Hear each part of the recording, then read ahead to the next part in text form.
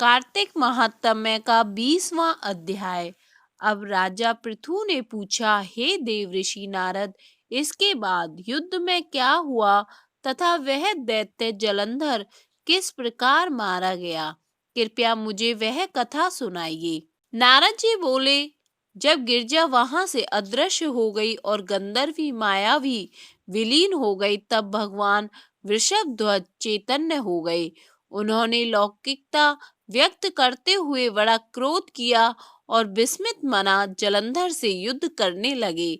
जलंधर शंकर के बाणों को काटने लगा, परंतु जब वह काट न सका तब उसने उन्हें मोहित करने के लिए माया की पार्वती का निर्माण कर अपने रथ पर बांध लिया।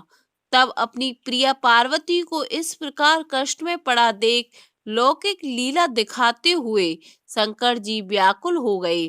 शंकर जी ने भयंकर रूप रौद्र रूप धारण कर लिया। अब उनके रौद्र रूप को देख कोई भी दैत्य उनके सामने खड़ा होने में समर्थ न हो सका और सब भागने छिपने लगे। यहाँ तक कि शुंभ निशुंभ भी समर्थ न हो सके। शिवजी ने उन शुंभ निशुंभ को शाप देकर बड़ा धिक्कारा और कहा, तुम दोनों ने मेरा बड़ा अपराध किया है।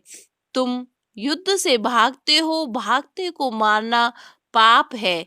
इससे मैं तुम्हें अब नहीं मारूंगा, परंतु गौरी तुमको अवश्य मारेगी। शिवजी के ऐसा कहने पर सागर पुत्र जलंधर क्रोध से अग्नि के समान प्रज्वलित हो उठा। उसने शिवजी पर घोर बाण बरसाकर धरती पर अंधकार कर दिया।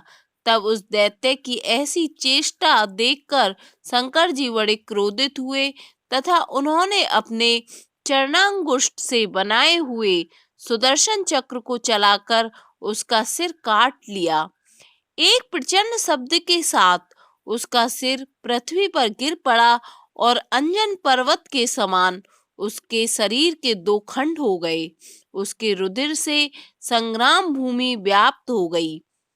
शिव आज्ञा से उसका रक्त और मांस महारौरव में जाकर रक्त का कुंड हो गया तथा उसके शरीर का तेज निकलकर शंकर जी में वैसे ही प्रवेश कर गया जैसे वृंदा का तेज गौरी के शरीर में प्रविष्ट हुआ था।